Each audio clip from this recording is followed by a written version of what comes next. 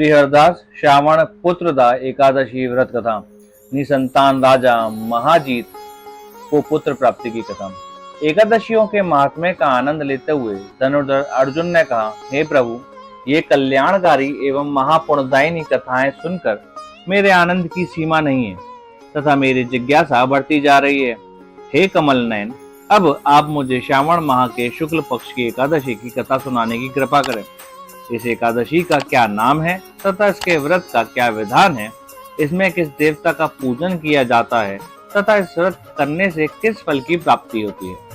श्री कृष्ण ने कहा, हे धनुर्धर, श्रावण माह के शुक्ल पक्ष की एकादशी की कथा के श्रवण मास से ही अनंत यज्ञ का फल प्राप्त होता है। हे पार्थ, द्वापर युग के आरंभ में ही महिष्मति नाम की एक नगरी थी। उस नगरी में महाजीत नाम का एक राजा राज्य करता था। वह पुत्रहीन था, इसलिए वह सदा दुखी रहता था। उसे वह राज्य, सुख एवं वैभव सभी कुछ अत्यंत ही कष्टदायक प्रतीत होता था, क्योंकि पुत्र के बिना मनुष्य को इस लोक एवं परलोक दोनों में सुख नहीं मिलता है। राजा ने पुत्र प्राप्ति के अनेक उपाय किए, किंतु उसके प्रत्येक उपाय निष्फल रहा। जैसे जैसे राजा महाजीत वृद्धावस्था की ओर बढ़ता जा रहा था, वैसे वैसे उसकी चिंता भी बढ़ती जा रही थी। एक दिन राजा ने अपनी सभा को संबोधित करते कहा, ना तो मैंने अपने जीवन में कोई पाप किया है, ना ही अन्यायपूर्वक प्रजा से धन एकत्रित किया है, ना ही कभी प्रजा को कष्ट दिया है, ना कभी देवता एवं ब्राह्मणों का निरादर किया है। मैंने प्रजा का सदैव अपने पुत्र के समान पालन किया है, कभी किसी से ईर्ष्या भाव नहीं किया, सभी को एक समान समझा है। मेरे राज्य में कानून भी ऐसे नहीं है जो प्रजा में अनावश्यक भय उत्पन्न करें। इस प्रकार धर्मयुक्त राज्य करने पर भी मैं इस समय अत्यंत कष्ट भोग रहा हूँ। इसका क्या कारण है, मेरी समझ में कुछ नहीं आ रहा। आप इस पर विचार करें कि इसका क्या कारण है तथा क्या इस जीवन में पर्यंत में इस कष्ट से मुक्त हो पाऊंगा। राजा के इस कष्ट के निवारण के लिए मंत्री आदि वन को गए, ताकि वहां जाकर किसी ऋषि मुनि को राजा का दुख बताकर कुछ समाधान पा सके। वन में जाकर उन्होंने श्रेष्ठ मुनियों के दर्शन किए।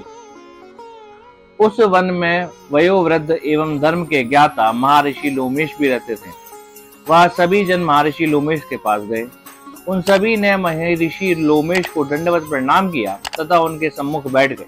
महर्षि के दर्शन से सभी को बड़ी प्रसन्नता हुई तथा सभी ने महर्षि लोमेश से प्रार्थना की, हे देव, हमारे अहोभाग्य है कि हमें आपके दर्शन का सौभाग्य प्राप्त हुआ। मंत्री की बात सुन लोमेश ऋषि ने कहा, हे मंत्रीवर, आप लोगों की विनम्रता तथा सद् व्यवहार से मैं अति प्रसन्न हूँ। आप मुझसे अपने आने का प्रयोजन कहें, मैं आपके कार्य को अपने सामर्थ्य के अनुसार अवश्य ही करूंगा, क्योंकि हमारा शरीर ही परोपकार के लिए बना है। लोमेश ऋषि के ऐसे मृदु वचन सुनकर मंत्री ने कहा, हे ऋषिवर, आप हमारी सभी बातों को ज्ञात करने में ब्रह्मा से भी अधिक समर्थ हैं। अंततः आप हमारे संदेह का निवारण कीजिए। महिष्मति नामक नगरी के हमारे महाराज महाजीत बड़े ही धर्मात्मा एवं प्रजावत्सल है। यद्यपि वह प्रजा का पुत्र के समान धर्म अनुसार पालन करते हैं, तथापि वह पुत्रहीन है। हे महामुनि, इससे वह अत्यंत दुखी रहते हैं। हम लोग उनकी प्रजा हैं, हम भी उनके दुख से आहत हो रहे हैं, क्योंकि प्रजा का यह कर्तव्य है कि राजा के सुख में सुख तथा दुख में दुख मनाए। हमें अभी तक उनके पुत्रहीन होने का कारण ज्ञात नहीं हुआ है, इसलिए हम आपके पास आए हैं।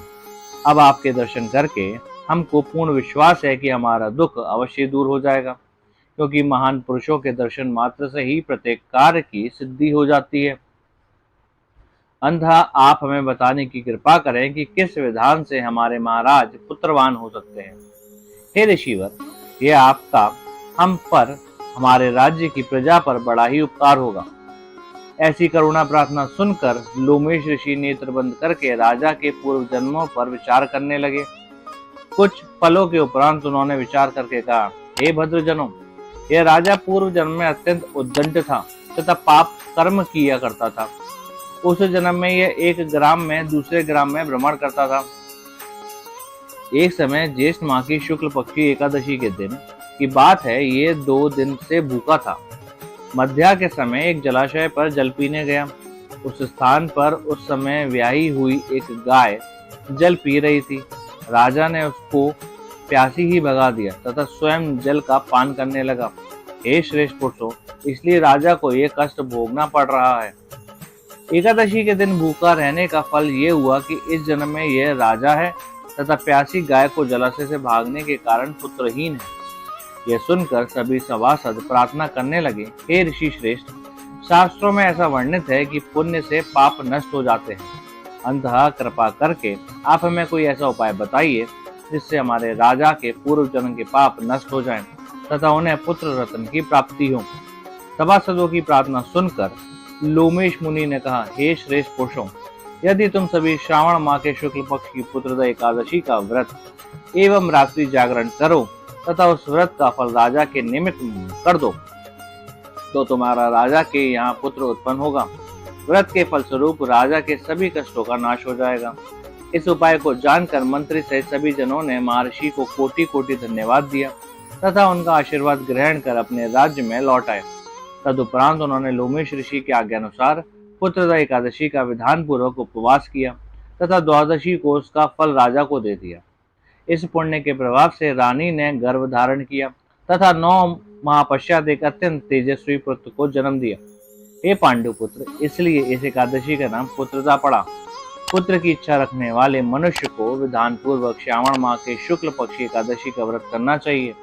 इस व्रत के प्रभाव से इस लोक में सुख और परलोक में स्वर्ग की प्राप्ति होती है। कथा का सार। पाप कर्म करते समय मनुष्य यह विचार नहीं करता है कि वह क्या कर रहा है, परंतु शास्त्रों से विदित होता है कि मनुष्य का छोटे से छोटा पाप भी उसे भयंकर दुख भोगने को विवश कर देता है। अंततः मनुष्य को पाप कर्म करने से भयभीत होना चाहिए, क्योंकि पाप नामक यह दैत्य जन्म जन्मांतर तक उसका पीछा नहीं छोड़ता।